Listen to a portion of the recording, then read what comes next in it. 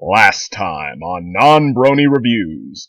The Changelings returned, led by their queen whose name may or may not be Chrysalis, and kidnapped the Cutie Mark Crusaders. And also briefly attempted to take over Ponyville, because why not?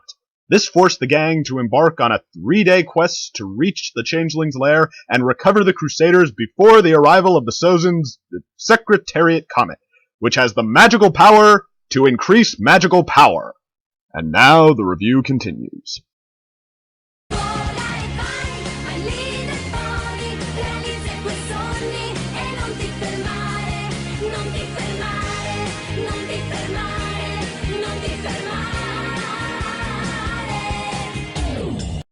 We begin with Twilight mapping out the course to the Changeling Kingdom, first through a mountain range and then a forest, and she notes that there's an old mine system that leads directly through the mountain.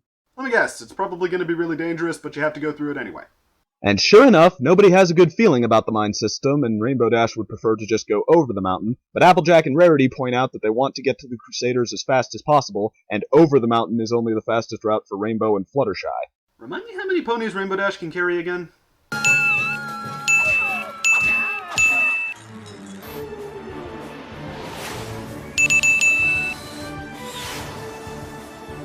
So yeah, that's 4 of the 5 friends, and then Fluttershy could fly over on her. Heck, they're already heading to the mine system. Let's get this party started! This isn't a party, Pinky, it's a rescue mission. You know what I mean. Whoa. I mean, nothing serious, it's just, after all the lame attempts to make a joke out of yelling at her in the last comic, it's actually kind of jarring to see her call one of them out for being pointless. Anyway, Rarity points out that they could use her gem-detecting spell to find the entrance to the mine, but this turns out not to be necessary, because the mine entrance is really hard not to notice. I wonder how long it's been since anyone mined these caves. The gems look to be long gone. Disappointing, really. All that's left is boring old rocks. Boring old rocks and this guy. Say hi to Mr. Bones. Hello, Pinky. You realize you're holding the skull of a pony that died in that cave and sat around there until the flesh rotted off those bones, right? I mean, I know it's a common gag, but at least the character usually doesn't pick the thing up and start playing with it. I mean, you really are twisted, aren't you, Pinky?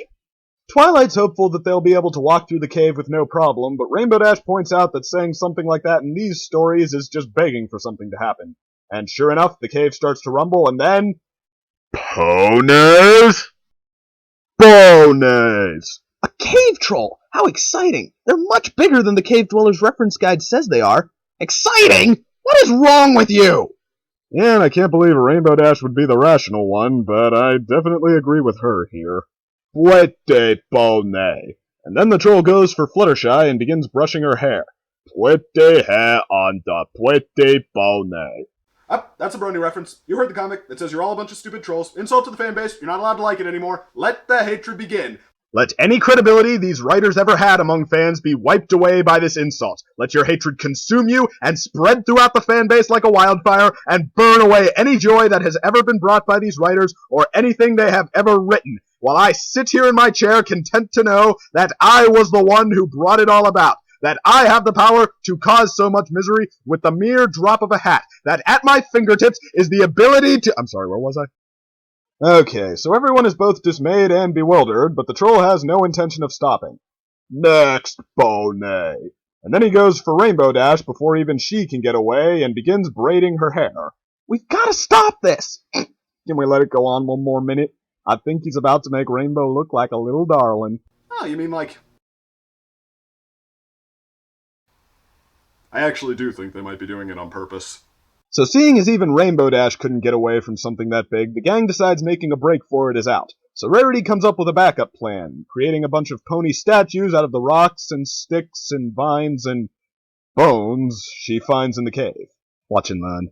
Oh, Mr. Troll, I have a surprise for you. Ponies! And so he begins playing with his new toys, although I don't know why any of this was necessary if he has a friggin' Optimus Prime on his shelf. Where the heck did he even get that? Transformers are canon in this universe? Oh, Hasbro. I will call this one George. And I will hug him and pet him and squeeze him. And I think that's the one Rarity intended to be herself, because as you can see, she's not too happy about that. Come on, every pony, let's get out of here while he's distracted. But... Come on, George. And so they get away and begin talking excitedly about the adventure they just had. I can't wait to add that cave trolls love toys to my reference books. A personal encounter always adds to the excitement of a research paper. Did you just use the words excitement and research in the same sentence?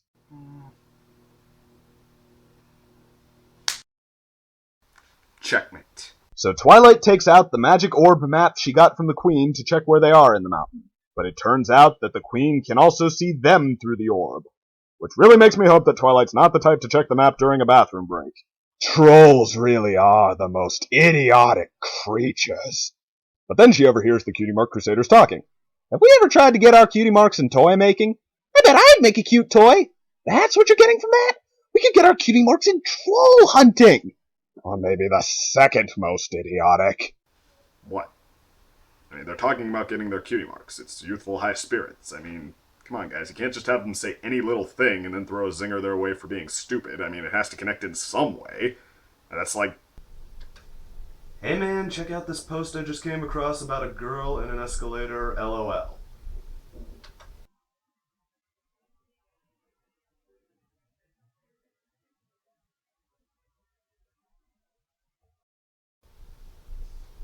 Okay, that is officially the dumbest person I have ever come across. Hey, is 191 a prime number?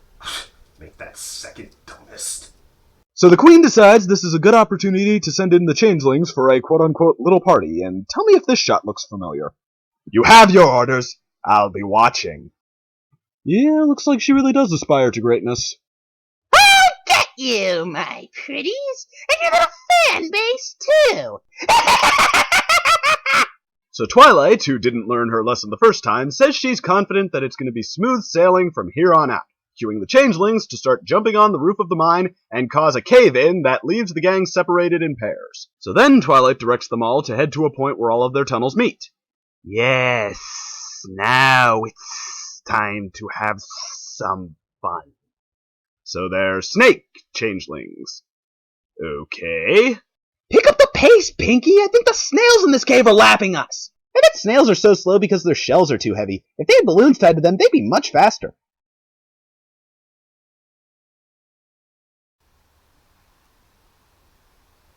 Why do these comics keep doing this to me? They continue the conversation in a way that suggests Rainbow Dash has kind of gotten used to how Pinkie Pie works, and then come across the Changeling, Applejack, and Rarity, who begin putting their plan into action. I'm just glad I didn't get stuck with Rainbow Dash. I can't stand that pony. She's so full of herself. And then they depart down the path with Changeling Rarity adding, ugh, or we could have been trapped with Pinkie Pie.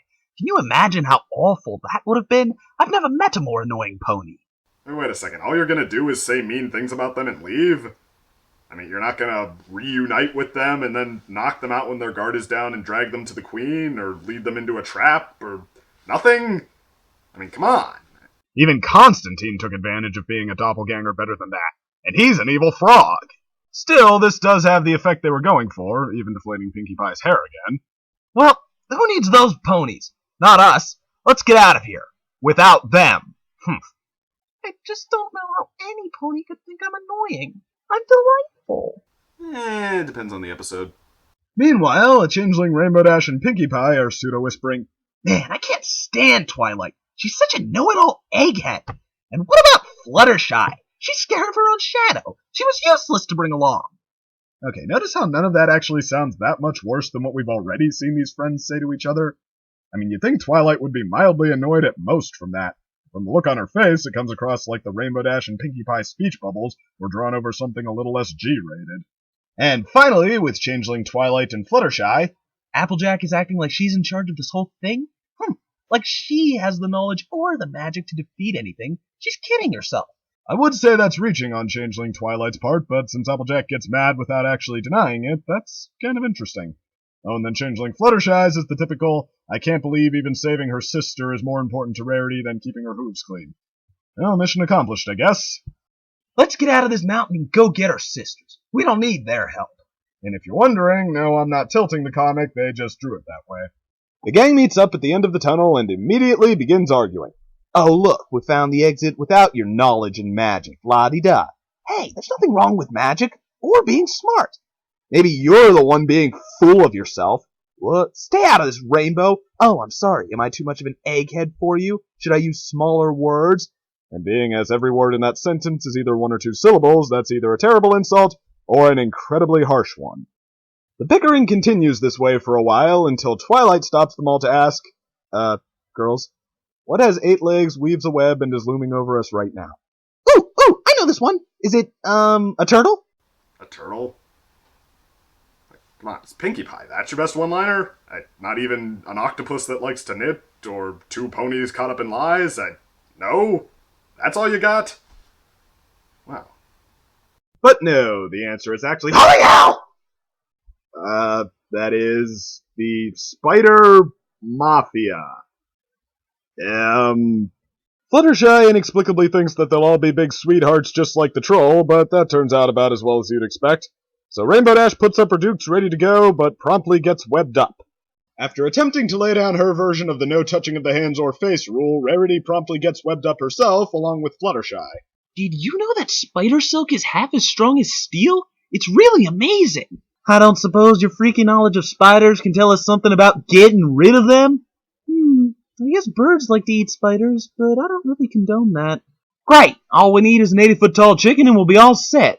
And then Applejack takes back her hat from the spider making fun of her and sinks her foot into its chest. Actually, yeah, it's about time Applejack had a standout moment in one of these fights. I mean, granted, the sound effect is only kick and not better kick, but it's something. Buck-a-doodle-doo! Take that, you creepy critters! Yeehaw! Come on, what the hell kind of battle cry is buck-a-doodle-doo? Is that why you had her mention chickens a second ago? I mean, what's next? Yeah, whatever I said there. But Applejack then gets webbed up, and Twilight attempts to rally Pinkie Pie, who says she has an idea, and then promptly runs away. Oh dear. So Twilight fires up the magic, which scares the other spiders away, and hits the Kingpin with her hardest shot, which exhausts her, but only makes him mad. Actually, I'd kind of like to see that fight keep going, because I don't know how he'd hurt her between the teleporting and the force field bubbles, but at that very moment, the cave begins to shake, and we hear the familiar cry of, Ponies! Pinky ponies say fuzzy teddy bear in here. That's right, and he's right over there. Fuzzy! I tell you can't make this stuff up. Well, unless you're the writers of this comic. Bye, Jim. Thank you. I will name him Fluffy. And I will hug him and squeeze him and pet him and pat him and... You named the troll Jim? No, silly, that's his name. And you know this how? Because I asked. Actually, there better be a really good reason for him to be named Jim, or else that's a big cop-out on your reference. I'm a little disappointed that Fluffy was so mean. Most spiders are so docile. No, they're not. They're one of nature's most efficient and ruthless killing machines, valued only because they eat the insects that would overrun us otherwise. I mean, really think about that. We need them because, and only because, they clean up the things we have no other solution for by killing them. That's like something conjured up and sent straight from hell. So you can stop trying to make me love and tolerate them, Fluttershy. They are creepy, and I hate them with every fiber of my... So you'd think getting out of that one together would mend the hard feelings from before, but no, they actually pick up right where they left off with the arguing. This is more fun than anything I've seen in years. What would be more fun than watching 6 friends become 6 enemies? I think tennis would be more fun. Or badminton. Have you ever tried bocce ball? That's really fun. Only a couple more days of these 3. I can do this. Actually, so far it's looking like it doesn't take much to do you in.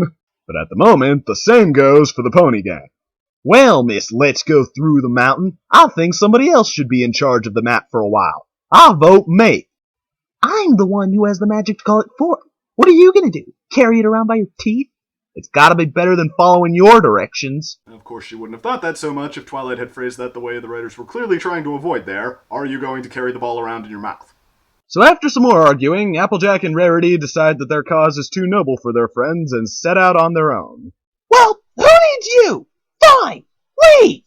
Oh, so you're on the side of the egghead now? Sure, why not? Any cloud in a storm, huh? Why, is it raining?